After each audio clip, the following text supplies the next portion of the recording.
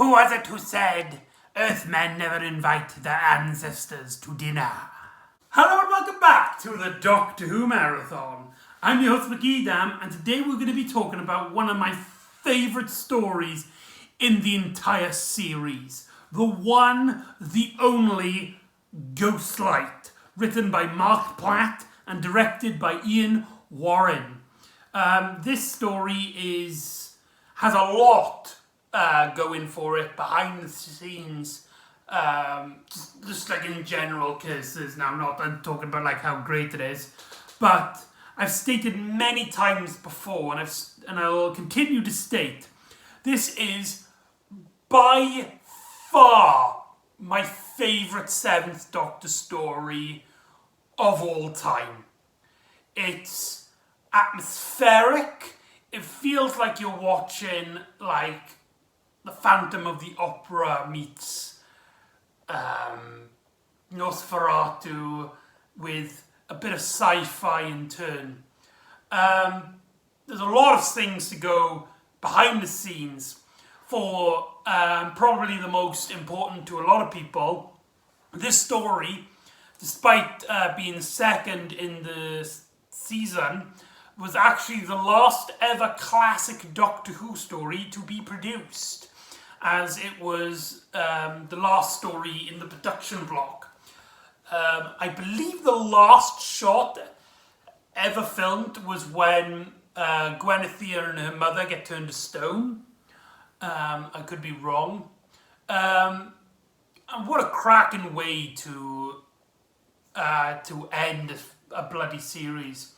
Another thing to note is that basically just the behind the scenes ideas of the plot.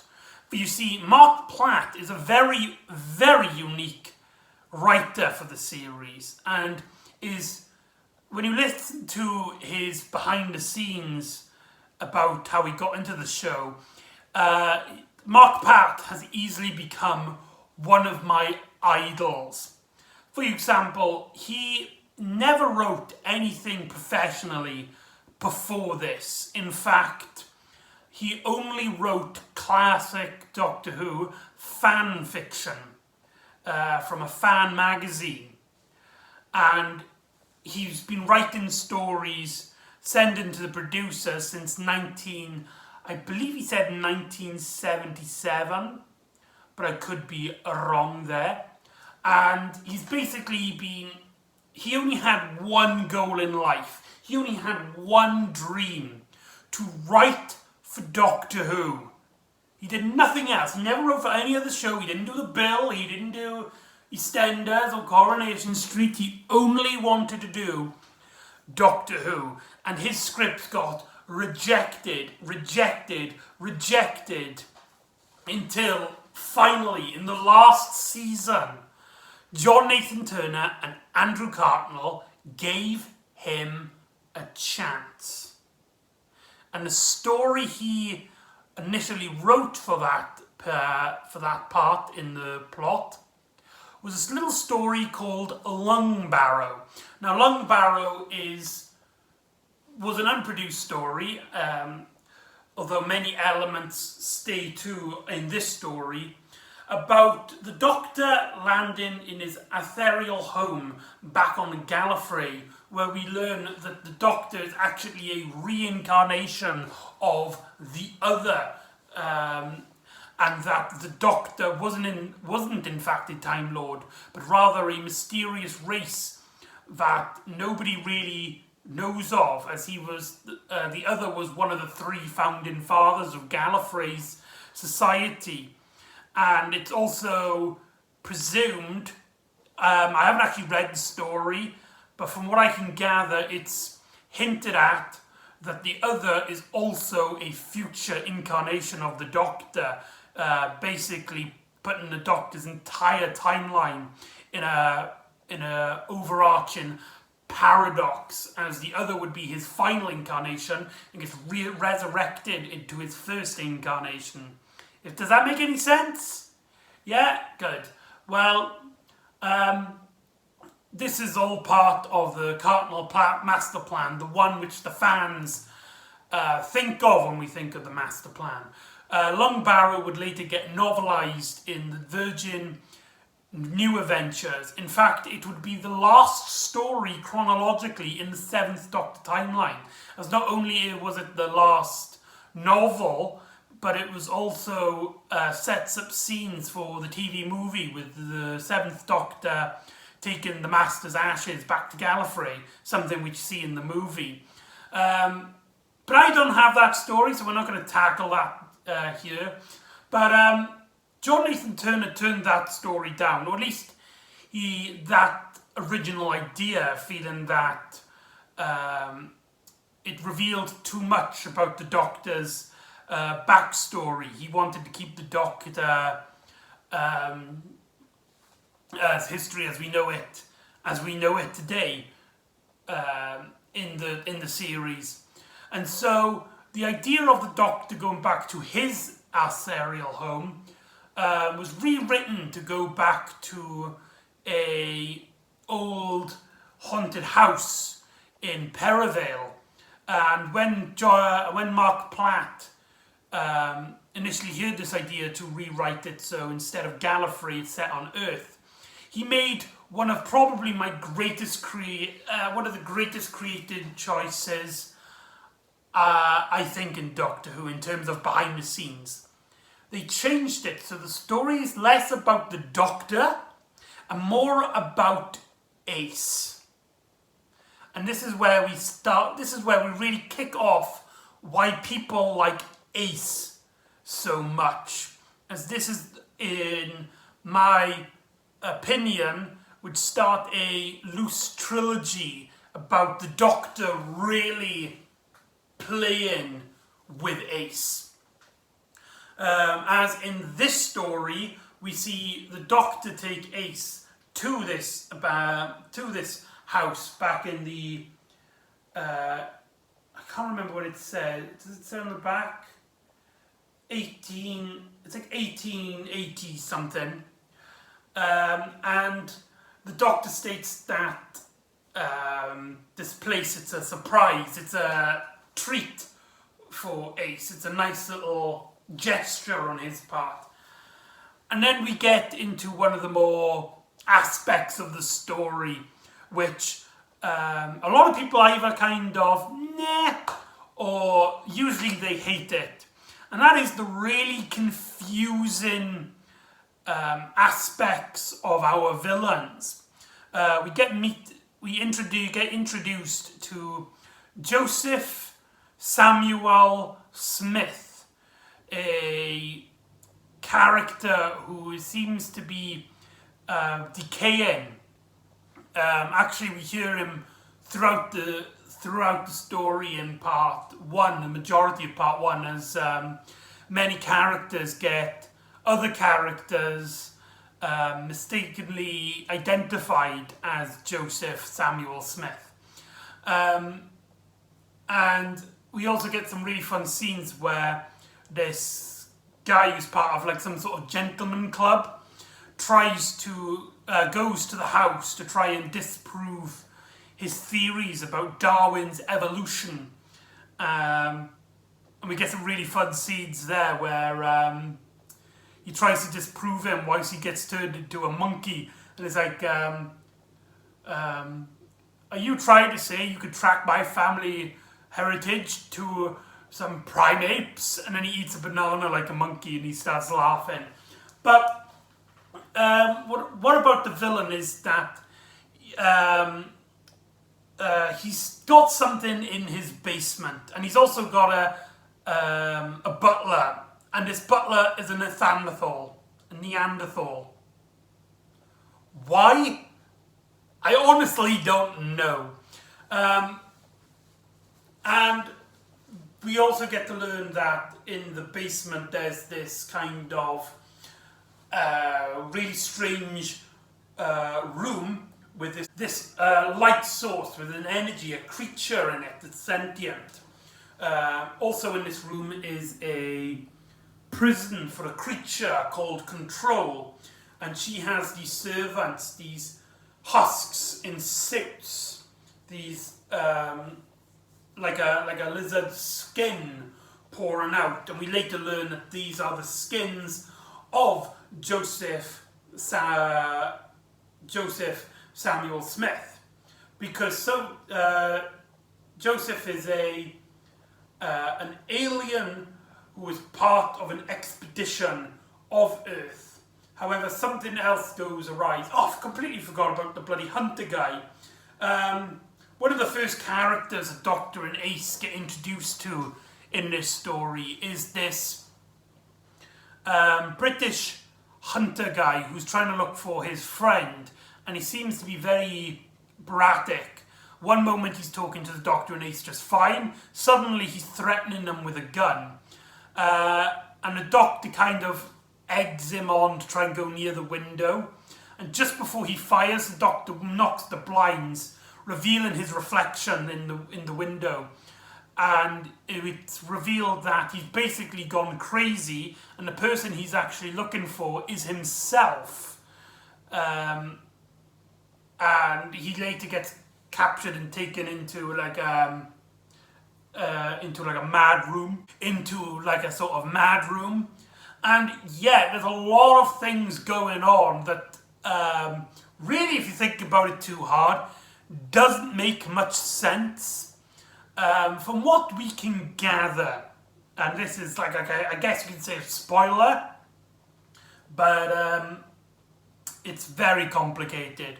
From what we can gather, there was this creature called Light who was making an expedition to try and catalogue all life in the universe. However, life keeps changing and evolving and adapting. So basically his plan failed, and he once catalogued everything on Earth.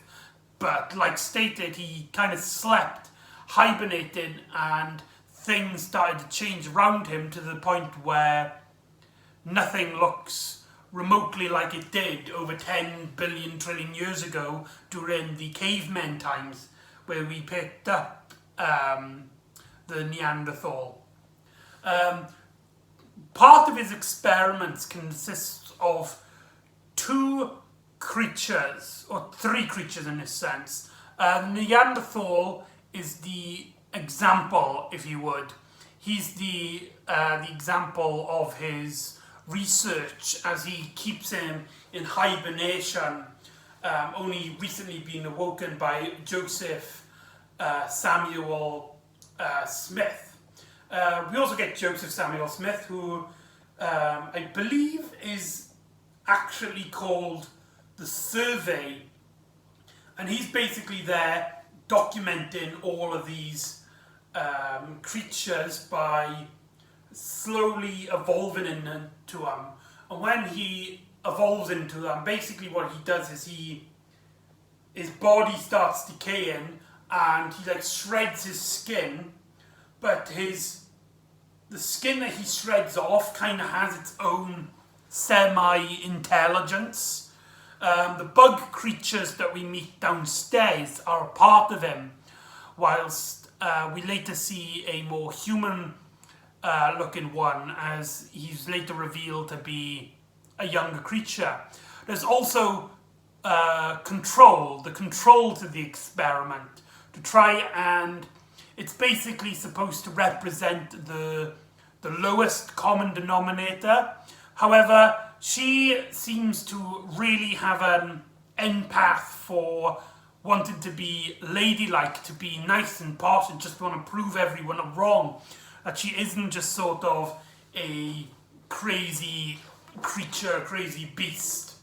She starts dressing in nice clothes and stuff, and yeah, it's all very weird. But my God, maybe it's the atmosphere, maybe it's Alan Warren's directing, who I must state, after the greatest show in the galaxy, this, and later on with Survival, he is easily proven to be one of the best directors of the 7th Doctor era. I mean, top notch. So But something really works about the very strangeness of it, in my opinion. The atmosphere, the fear and the tension that I get personally is that this is a story made beyond human understanding, and we're just along for the ride. In that sense, I kind of, not that I'm saying that it's like this particular type of writer, but in terms of what I see, what I'm getting enjoyment of it, it reminds me a lot of H.P. Lovecraft, who usually writes stories where things of humans are not supposed to see, and so they go crazy and mad. And it kind of feels like this, as the Doctor's kind of playing a game. This is one of the few stories where the Doctor has gone in basically expecting to be danger and kind of been playing the game. Despite this supposed to be the big aspect of the Seventh Doctor era, really, if you think about it, he only does it for like 3 stories, and this being the first one in the classic series of the show, in which he plays Ace like she's, I wouldn't say like she's like an instrument, because the story, basically it's revealed that Ace has a fear of haunted houses because she'd been one too as a kid, and a tragedy happened, and so she left terrified. And the surprise that the Doctor had for Ace was that this is actually the same house. And so I think it's like the Doctor keeps looking at Ace as if he wants to know more. He wants to test her. He wants to push her forward to be the best possible Ace. And can I just say, the performances here, oh my god, Sophie Aldred, Sylvester McCoy's best performance by far. Easily so well executed. Ace befriends this character called Gwenethia, the daughter of the original house owner, before Joseph came into the house. And it's just, and she keeps on referring about how her father has gone to Jaffa, that she misses her father, and she kind of seems to be, something strange seems to be off about her. She keeps referring like she misses her father, about she wants to go to Jaffa with him, and she keeps trying to get people to go to Jaffa. Come on, come to Jaffa, it's nice. And then it's later revealed, which is, I guess, a kind of spoiler, that Joseph has been hypnotizing Gwenethia and her mother, and Jaffa is basically another word for heaven or hell or the afterlife, and she's basically gone around killing people in the house for Joseph, sending them to Jaffa. As later on in part 3, Joseph actually commands Gwenethia to take Ace to Jaffa, basically trying to kill her. And this seems like a proper, like a horror movie. To see this character who is originally just so sweet and innocent and clearly wasn't any threat, suddenly becomes this really crazy mad person who literally jumps onto Ace and tries to get chlorophyll over her mouth until she is saved by Control. Later on, we get to see there's a creature, Light, who awakes from his many years of slumber. Joseph didn't want him to be awoken, and life basically realizes that, oh bugger, my entire experiment went to waste. Nothing in this world stayed the same. His entire research is now ruined. So he's trying to think of what to do. Send Earth back to its primordial ooze? Just let things let it go? Destroy everything? What? Later he plans to basically turn everyone into stone. Maybe this is the theory to the Weeping Angels. An origins for the Weeping Angels, who knows? It seems like everything to do with characters turned into stones always been taken by Doctor Who fans as an origins to the Weeping Angels. But I don't know, I personally don't think so. Though it would be nice to see some sort of connection between light and something from New Who. We also learn a little bit more about Joseph's plan, as he's basically tired of being Light's servant. So he basically plans to take over Britain, as he takes his crazy friend and tries to basically implant in this idea that Queen Elizabeth the First, I think it's not Queen Elizabeth, Queen Victoria, the Victorian, the First, is this actually like a rare species, and that he's going to try and hunt her and kill her, not realizing that she is a royalty. And it's just a lot of great, strange moments. One of probably the most famous scene is just after Ace is realizing that she is back in Perivale, and the Doctor tries to talk to her to try and get her to realize that the evil, the horror that she faced back in those old days was something which she's now learned, something new. It's alien, it's extraterrestrial. It's like, come on, Ace, do you want to know what happened? Do you want to know why there was an uneasy sense of evil here? We get a great moment where Ace asks the Doctor what things doesn't he like, and the Doctor mentions like burnt toast. I can't remember what the other one was, and he hates bus stations. It's full of lost luggage and lost souls. That's a really great moment, and the my God, it's this story. The best way to describe this story, and I think I'm just going to cut it short here because really, in terms of the plot is all over the place. It's confusing as hell if you try to think about it too hard.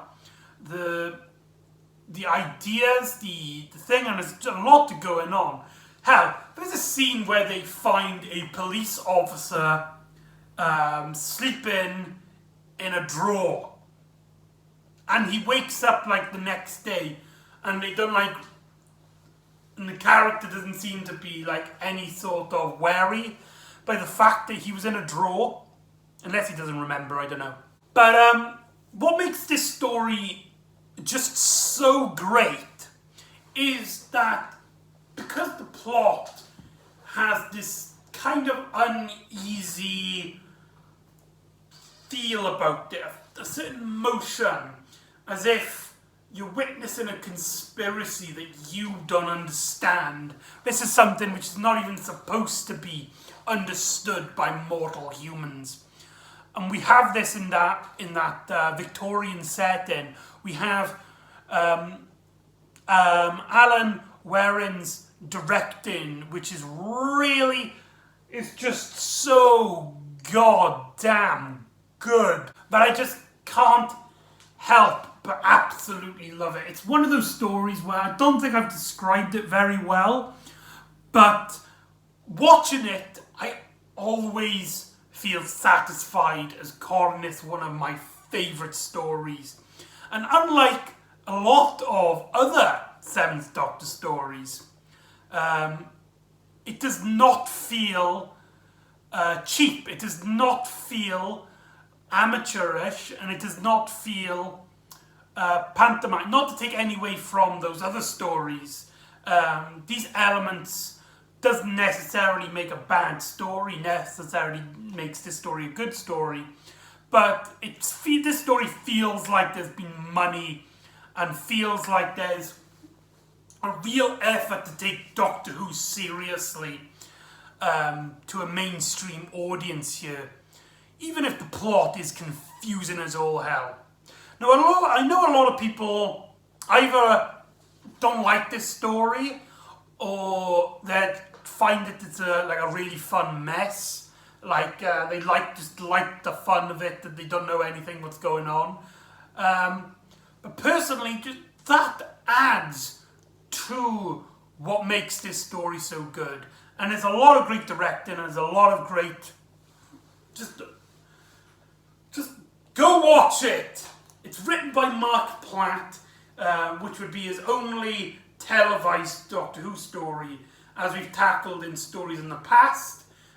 He would go on to write for Big Finish audio dramas. In fact, he would be one of their big writers for the series, which is just so goddamn cool. And BBC Cymru, I know you're not watching this, but if you are watching this, give Mark Platt a spot in the new series.